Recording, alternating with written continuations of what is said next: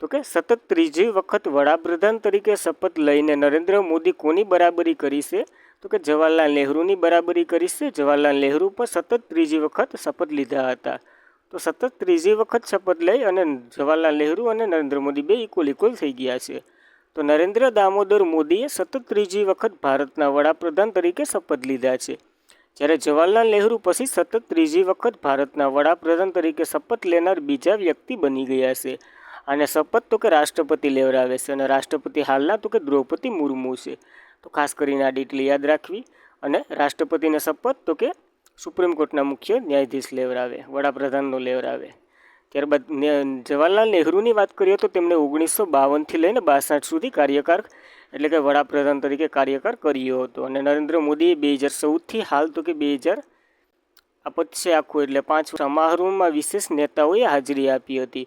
જે વિશ્વના નેતાઓ છે તેની તો કે માલદીવના રાષ્ટ્રપતિ મોહમ્મદ મુઈઝ હતા, શ્રીલંકાના રાષ્ટ્રપતિ રાનિલ વિક્રમસિંઘે હતા, અને શેખ હસીના જે બાંગ્લાદેશના વડાપ્રધાન હાજર હતા, તિનસિંગ તોબેંગ જે ભૂતાનના વડાપ્રધાન પણ હાજર હતા, હવે મોરિશિયોના વડાપ્રધાન પ્રવિદ કુમાર જુગનાથન હાજર હતા, અને નેપાળના વડાપ્રધાન પુષ્પકમલ દહન જેને પ્રસન્ન તરીકે ઓળખવામાં આવે છે એ પણ હાજર હતા, અને અહેમદ અફીદ જે સેલ્સના વાઇસ પ્રેસિડેન્ટ બન્યા છે એ પણ હાજર હતા. ખાસ કરીને આ એક વખત જોઈ લેવા, કંઈ નક્કી ન લેવાય, પૂછી પણ નાખે. ત્યારબાદ નવી મંત્રી પરિષદમાં તો કે 71 સભ્ય છે અને જેમાંથી 7 મહિલાઓ છે. અને આ કેબિનેટ મંત્રી બનનાર સૌથી નાની વયના રામ મનોહર રેડ્ડી છે જે તેલુગુ દેશના પાર્ટીના છે અને 36 વર્ષના છે.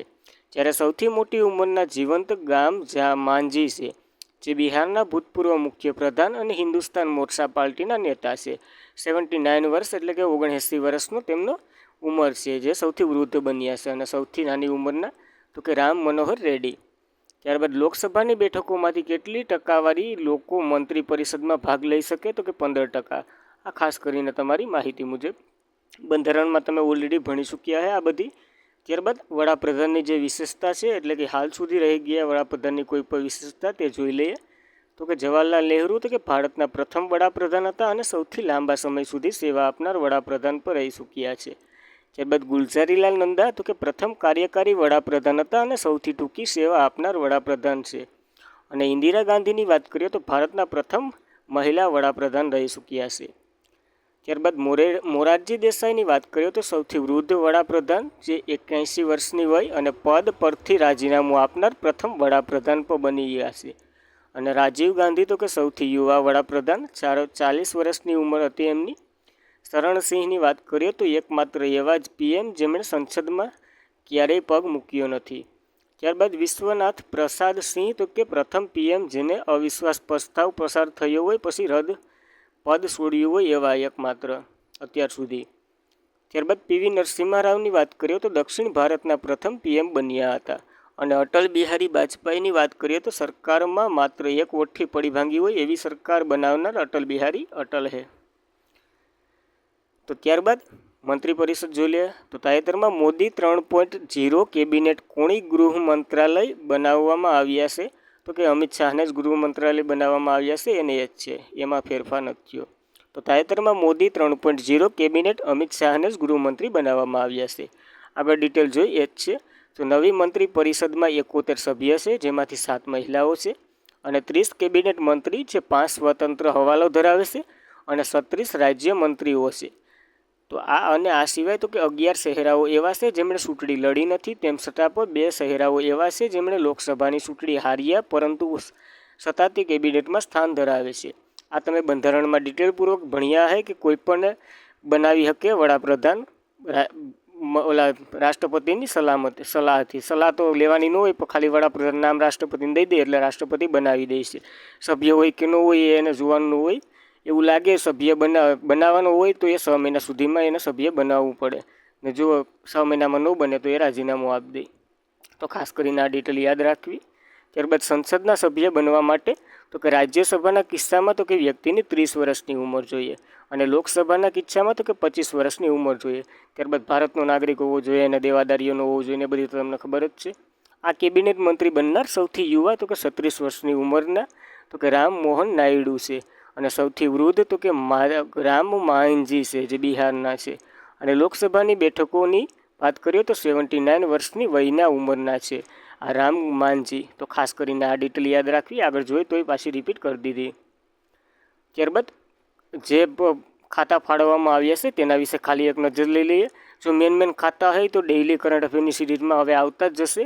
આ તો ખાલી એકવાર જોઈ લીધા હોય તો જોઈ લઈએ. ત્યારબાદ મોદીને તો કે કર્મચારી મંત્રાલય, જાહેર ફરિયાદો અને પેન્શનનો વિભાગ, અણુ ઉર્જા વિભાગ, અવકાશ વિભાગ તથા સમગ્ર મહત્વની નીતિ વિષયક મુદ્દાઓ અને અન્ય તમામ વિભાગો જે કોઈ પણ મંત્રીને ન ફાળવવામાં આવ્યા હોય એ વડાપ્રધાન રાખે છે. ત્યારબાદ આ જૂના જોઈએ, જે જૂના હતા એ જ નવા ફાળવીએ એની વાત નથી કરતા. આ જૂના તો અમિત શાહને તો કે એનું જૂનું જે એની પાસે ગૃહ મંત્રાલય હતું એ જ રહેવા દીધું છે. ત્યારબાદ સંરક્ષણ મંત્રાલય તો કે રાજનાથસિંહ પાસે છે. નાણામંત્રી તો કે નિર્મલા સીતારમણ પાસે છે. એ ચૂંટણી લડ્યા નથી તો એને ખાતું આપ્યું, કારણ તો કે રાજ્યસભાના સભ્ય છે એટલા માટે. ત્યારબાદ શિક્ષણ મંત્રાલય તો કે ધર્મેન્દ્ર પ્રધાનને આપ્યું છે. વાણિજ્ય મંત્રાલય તો કે પિયુષ ગોયલને આપ્યું છે.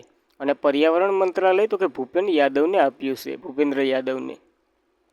ત્યારબાદ પેટ્રોલ મંત્રાલય તો કે હરદીપસિંહને આપ્યું છે. અને અશ્વિની વૈષ્ણવ જે નાગરિક એટલે કે રેલવે, માહિતી પ્રસારણ અને ઇલેક્ટ્રોનિક અને માહિતી ટેકનોલોજી જે પર રાજ્યસભાના સભ્ય છે એને આપ્યું છે. આ ચૂંટણી નથી લડ્યા છતાં પણ આને ખાતા ફાળવવામાં આવ્યા છે.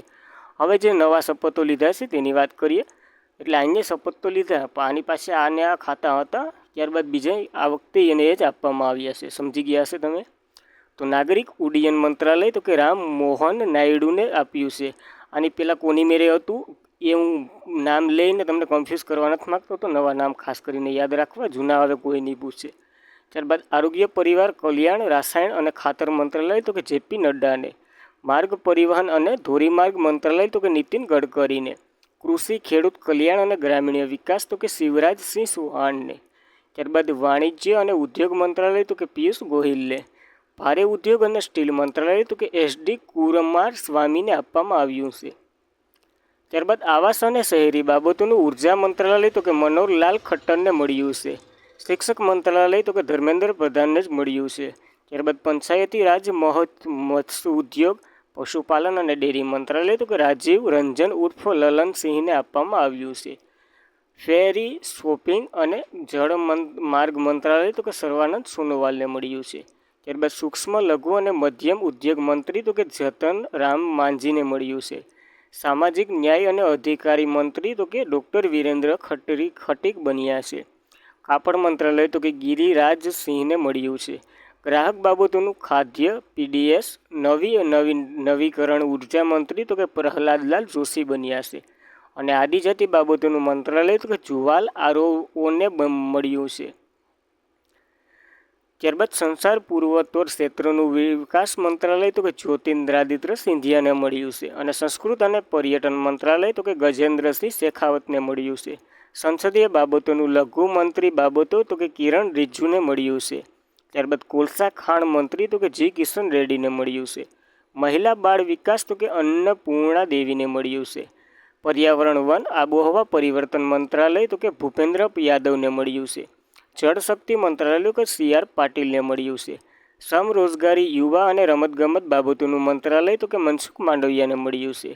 પેટ્રોલિયમ અને કુદરતી ગેસ મંત્રાલય તો કે હરદીપસિંહ પુરીને જ મળ્યું છે. ત્યારબાદ સ્વાતંત્ર્ય ચાર્જ તો કે જે જોઈ લઈએ તો કે વિજ્ઞાન અને ટેકનોલોજી તો કે પૃથ્વી વિજ્ઞાન, જ્યારે રાજ્યના પ્રધાન તરીકે વડાપ્રધાન કાર્યકાર અને અણુ ઉર્જા અવકાશ, જ્યારે કર્મચારીઓ અને જાહેર ફેરીઓના પેન્શન વગેરે જીતેન્દ્રસિંહને મળ્યા છે. અને સ્વતંત્ર ચાર્જ માટે આરોગ્ય, આંકડા અને કાર્યકારી અમલીકરણ અને સંસ્કૃતિ તો કે રાજીવ ઇન્દ્રજીત સિંહને મળ્યું છે. ત્યારબાદ સ્વતંત્ર ચાર્જ તો કે કૌશલ્ય વિકાસ અને સાહસિક મંત્રાલય. ત્યારબાદ રાજ્યમંત્રી તરીકે શિક્ષક છે જે જતેન્દ્ર ચૌધરીને મળ્યું છે. ત્યારબાદ સ્વતંત્ર હવાલા માટે કાયદા અને ન્યાય અને રાજ્યમંત્રી તો કે સંસદીય બાબતોના મંત્રાલય તો કે અર્જુન રામ મેઘવાલને મળ્યું છે આ મંત્રાલય. તો આ એટલા માટે આ મંત્રી પરિષદનું હતું, જે 71 સભ્ય હતા એમાં 70 તે ટૂંકમાં જોઈએ. હવે રાજ્યમંત્રીને જ જોઈએ. એ રાજ્યમંત્રી આપણે એટલા બધી ઇમ્પોર્ટન્ટ નથી, ખાલી મંત્રી પરિષદ ઇમ્પોર્ટન્ટ છે, તો એ જોઈ લીધું.